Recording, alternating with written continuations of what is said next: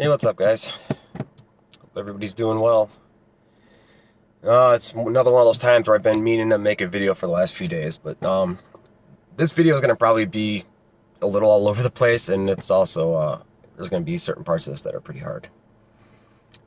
Sorry if I sound like this. I came down with a really nasty, like, chest cold or some kind of, virus last week, and it knocked me out for a good couple days, and this is actually improvement for me in my throat. I couldn't really talk at all, and it's one of those things that's just lingering. My son has it too, but I went and got tested and just to make sure it wasn't COVID, and it's not, so it is what it is. But I just wanted to say, it's great to see all these awesome new comments that are coming through, and there's been a lot of new people coming in lately, and just really good comments. I love paragraph long comments, just for if anybody's wondering. And I like all comments really, but the people that want to get real and let's dig into stuff and share stuff and all that, I love that stuff. So that's great, and it's great to see so many new faces. So let's get into it. I'm sure some people have heard by now, and I didn't want to make this video until everybody heard from Shane regarding this topic. But obviously, what I'm referring to is the loss of Rockin Roberta. Her real name was Rebekah. It was about, I think it's coming up on, it was 2 weeks ago that she passed away. Don't want to do any of the details as far as the death or anything like that, but it wasn't drug related or relapse related or suicide or anything like that. It was an awful accident, and I don't know, that's the part that makes it a little hard too. And she was just such a beautiful soul. I met Roberta back in, when I say met, exchange comments or do whatever, back in 2015, 2016. I've referred to in other videos, back in the day, if you were trying to get off of something or you wanted any kind of information of oh, is there a supplement I should take with during detox? It was Ryan Donnelly, Rockin Roberta, and Shane. That was it. As far as real people that were just kind of doing it and living it. And so I've known her for a long time, and gosh, she's just one of those people, if you hadn't seen her in 2 weeks or you haven't seen her in 2 months, she gave, you go into her stream and I'd say, hey, how you doing? She's like, oh my God, Brian, so good to see you. Oh my God, how you doing? And she just would even randomly comment on videos. And to me, I always thought that was still cool because, I was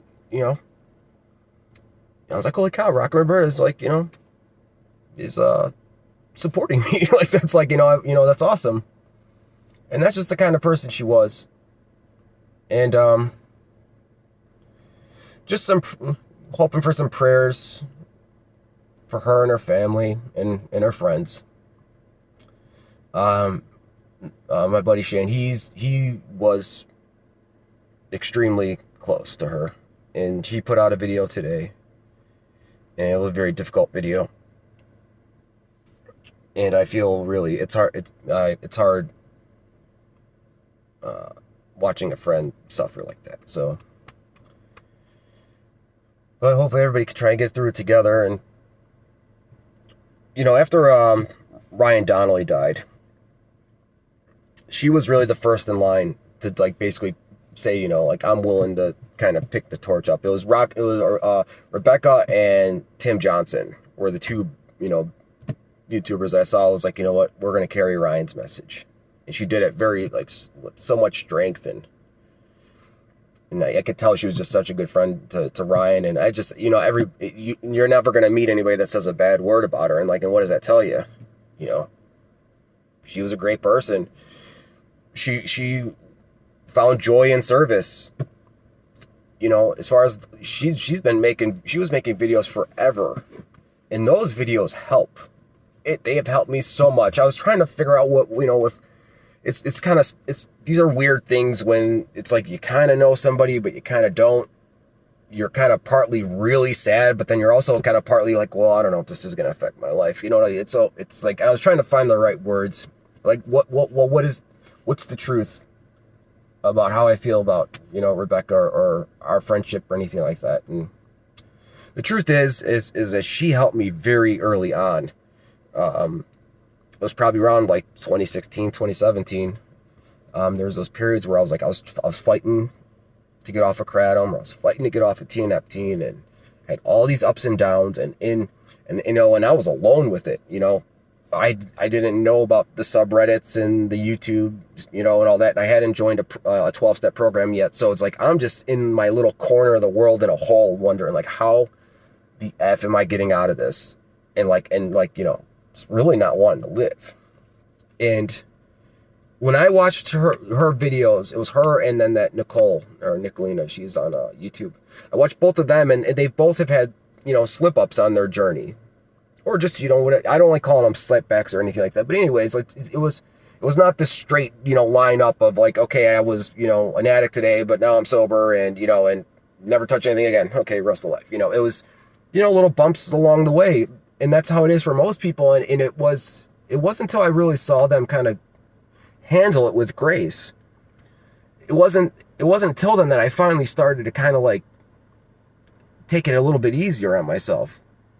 Of like, as long as you're in the game and you're trying, and you know when you're trying, and you know when you're half-assing it, if you know you're trying and you're in the game, if things happen, things happened, But anytime she had an issue, or, she went back on Suboxone or whatever, you could just hear the strength in her voice of like, this isn't going to stop me, and that was just such an example for me. That really did mean a lot to see her act like that. Of, guys, this is what it is, but we're, I'm, planning on only being on this for 3 months, and then we're getting off. And she, anytime she had a plan, she stuck to it, and she's a beautiful person. And I mean, I don't know. I don't have that much more to say on it. It's just, some of you guys, we have like some mutuals, me and Shane in our channels, and but if anybody isn't subscribed to him, and you just see him in passing on somebody else's video or something, well, I don't know what to say or what to do. I'm just, he's hurting, and